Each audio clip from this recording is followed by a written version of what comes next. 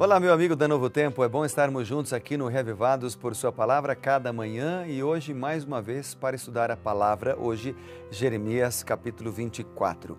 E antes de lermos este capítulo, eu quero fazer uma oração contigo, você da Novo Tempo, você da internet que nos acompanha aqui diariamente, ao vivo ou depois em outros horários, né? Mas também acompanha o programa Reavivados por Sua Palavra. É uma alegria estarmos juntos. E eu quero orar com você agora para que Deus nos dê sabedoria para as lições que esse capítulo tem para cada um de nós. Vamos orar? Bondoso Deus e Pai, muito obrigado por mais uma oportunidade de estudarmos a Bíblia juntos. Dá-nos da Tua sabedoria, em nome de Jesus. Amém. Hoje eu quero ler o capítulo todo, o capítulo de Jeremias 24 tem 10 versículos e eu quero ler junto contigo então todos eles. Vamos começar? Fez-me ver o Senhor e vi 2 cestos de figos postos diante do templo do Senhor. Depois que Nabucodonosor, rei da Babilônia, levou em cativeiro a Jeconias, filho de Joaquim, rei de Judá, e os príncipes de Judá, e os artífices, e os ferreiros de Jerusalém, e os trouxe para a Babilônia.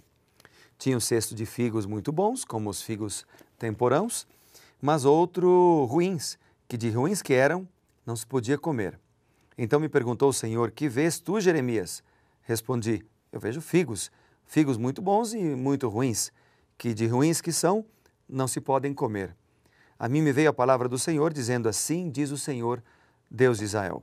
Do modo porque vejo esses bons figos, assim favorecerei os exilados de Judá, que eu enviei deste lugar para a terra dos caldeus. Porei sobre eles favoravelmente os olhos e os farei voltar a esta terra. Edificá-los-ei, não os destruirei, plantá-los-ei e não os arrancarei. Dar-lhe-eis coração para que me conheçam, que eu sou o Senhor. E eles serão meu povo, e eu serei o seu Deus, porque se voltarão para mim de todo o coração. Como se rejeitam os figos ruins, que de ruins que são não se podem comer, assim tratarei a Zedequias, rei de Judá, diz o Senhor, os seus príncipes e o restante de Jerusalém, tantos que ficaram nesta terra, como os que habitam na terra do Egito. Eu os farei objeto de espanto, calamidade para todos os reinos da terra, opróbrio e provérbio, escárnio e maldição em todos os lugares para onde os arrojarei. Enviarei contra eles a espada, a fome, a peste, até que se consumam de sobre a terra, que lhes dei a eles e aos seus pais. Bom, ao ler esse capítulo, você pode se perguntar, há alguma lição espiritual aqui? Minha resposta é sim. Todos os capítulos, todos os versos da Bíblia nos ensinam algo. São lições, são histórias de vida, aprendemos por contraste, aprendemos com as parábolas, com as leis, com as ordens, com os conselhos. Na Bíblia encontramos poesias, cânticos, histórias do país e muitas outras coisas. Aqui no capítulo 24, especificamente, encontramos várias lições.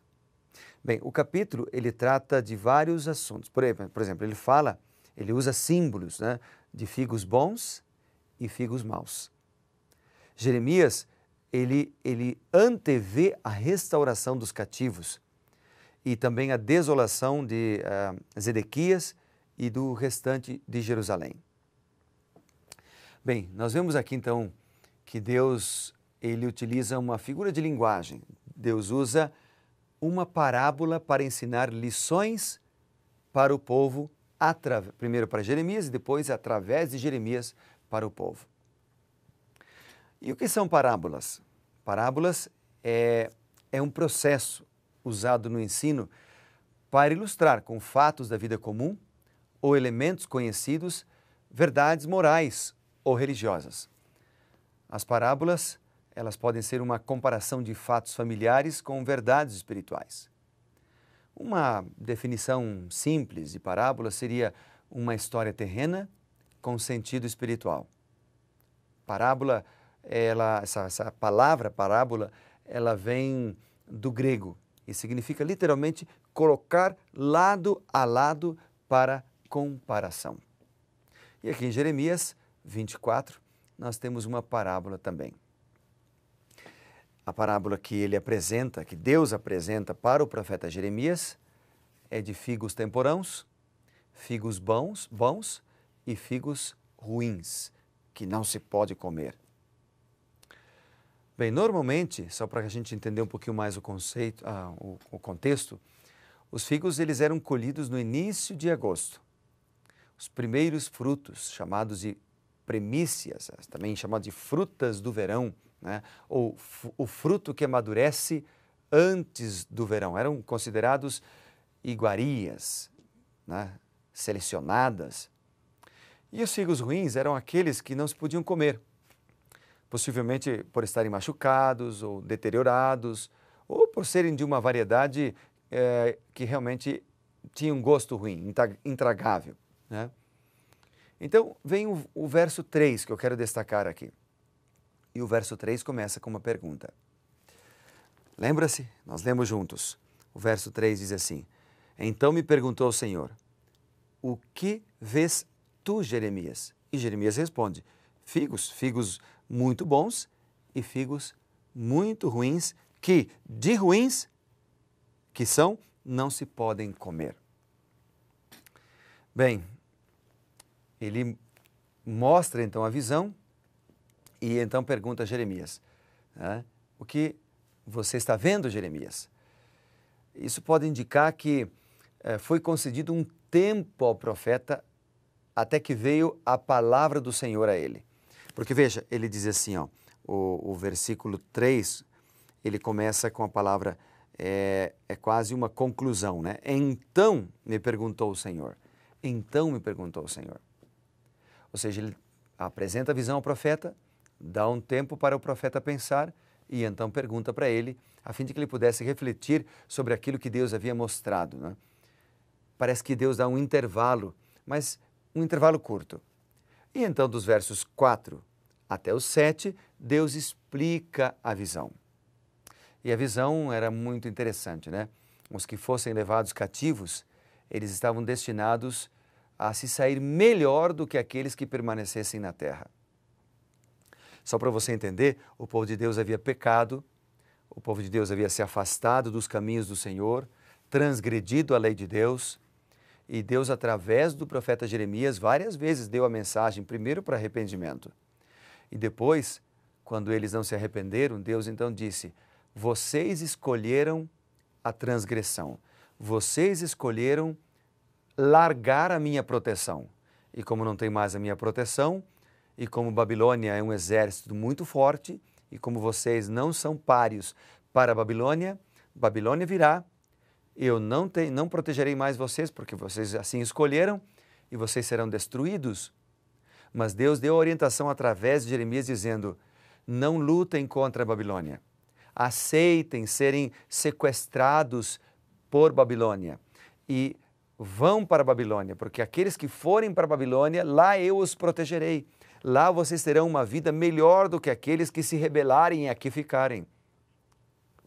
E é nesse contexto, então, que vem essa visão, né? De fato, a condição material e econômica dos judeus em Babilônia, na época do retorno do cativeiro, por exemplo, ela estava muito acima da condição daqueles que, dos escravos, aliás, ou dos prisioneiros que viviam em Babilônia também.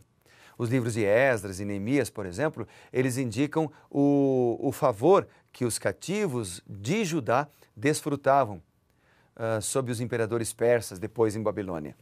A experiência de Daniel, por exemplo, e seus companheiros prova quão alto os judeus subiram nos circuitos governamentais lá em Babilônia. Na verdade, foi por causa dessa situação que até muitos judeus depois eles não queriam retornar à terra natal quando eles tiveram oportunidade. Bem, a história posterior, né, revelou que aqueles que foram deixados ali em Jerusalém e não foram para a Babilônia, eles saíram-se muito pior do que aqueles que foram levados cativos. Muitos dos judeus que permaneceram na Judeia até a terceira deportação para a Babilônia, em 586, eles voluntariamente fugiram para o Egito, né? A Bíblia fala até do relato do assassinato de Gedalias, poucos meses mais tarde, eles fugiram, agiram assim, apesar da advertência de Jeremias, eles agiram por conta própria.